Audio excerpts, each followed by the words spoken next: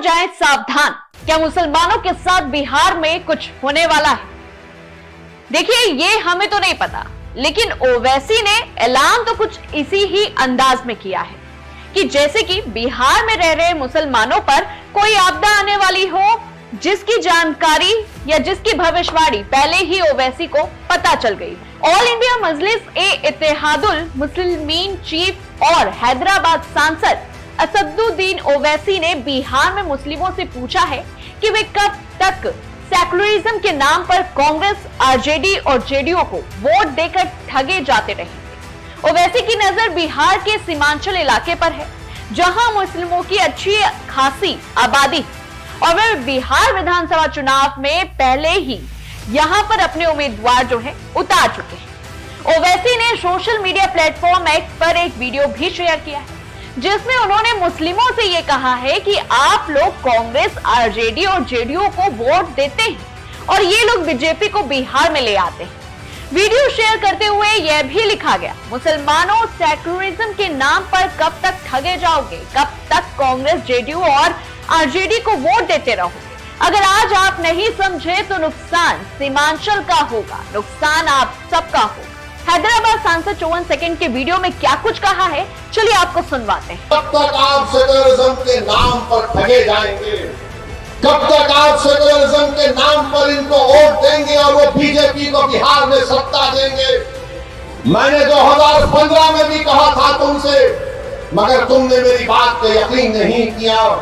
मैंने 2019-20 में भी कहा था, मगर आपने मेरी बात को नहीं समझा। कम से कम अब तो समझ जाओ, याद रखो, तुम अपने मुकद्दर के फैसले कर सकते हो। तुम में इतनी ताकत है कि मुस्तकबिल में तुम्हारे हक में जो फैसले लिए जाएंगे तुम खुद उसको कर सकोगे। अगर आज आप मुत्तहिद होकर अपने वोट का इस्तेमाल नहीं करेंगे तो नुकसान आपका होगा, नुकसान सीमांचल की गरीब जनता का होगा। असदुद्दीन ओवैसी किशनगंज में चुनावी बिगुल फूंकते हुए भी नजर आए। उन्होंने कहा कि एआईएमआईएम बिहार प्रमुख अखरुल ईमान और यहाँ के मौजूदा कांग्रेस सांसद मोहम्मद जावेद में बहुत फर्क है। जैसे रोशनी और अंधेरे में है, सन्नाटा और कोहराम में है, वैसा ही फर्क है। अगर किशनगंज की अवाम पार्लियामेंट भेजेगी तो उनकी जुबान पर कोई रोक टोक नहीं होगी। आगे क्या कुछ कहा, देखिए। लोग कहेंगे कि असदुद्दीन ओवैसी बताओ, अख्तरुल ईमान में और मौजूदा रुकने पार्लियामान में क्या फर्क है।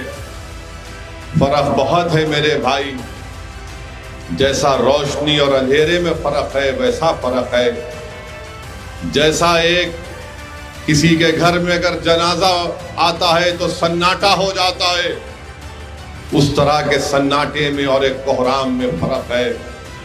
अख्तरुल ईमान का नाम एक कोहराम मचा देना है।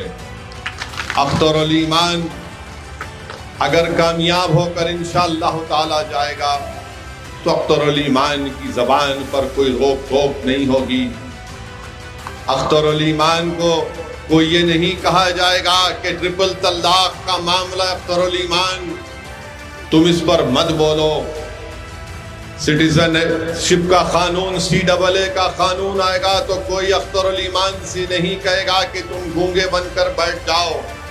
सीमांचल की बात होगी, पार्लियामेंट में इंसाफ की बात होगी। तो मेरे अजीज दोस्तों और बुजुर्गों, यकीनन वोट डालना आपका इख्तियार है, मगर जिसको आपने वोट दिया उसकी जबान पर उसके पार्टी का ताला है। वो पार्टी कभी नहीं बोल सकती आपके बारे में, सीमांचल के बारे में। दरअसल ओवैसी लोकसभा चुनाव की तैयारी में जो है कमर कस चुके हैं और वे अलग अलग राज्यों की उन सीटों पर अपने उम्मीदवार उतारने की तैयारी कर रहे हैं जहां अल्पसंख्यकों और पिछड़ा समुदाय की आबादी। बिहार में सीमांचल का इलाका ऐसा है जहां अल्पसंख्यक समुदाय की आबादी जो है वो काफी अच्छी है और ओवैसी की पार्टी की नजर किशनगंज, अररिया, पूर्णिया और कटिहार की सीटों पर है। देखा जाए जिस तरह से बिहार में ओवैसी ने मुसलमानों को हिदायत दी है और अपने भाषण में ये कुछ बातें कही है, इन पूरी खबर को लेकर के आपका क्या कुछ कहना है हमें कमेंट बॉक्स में जरूर बताइए और ऐसी तमाम बड़ी खबरों से जुड़े रहने के लिए देखते रहिए दैनिक।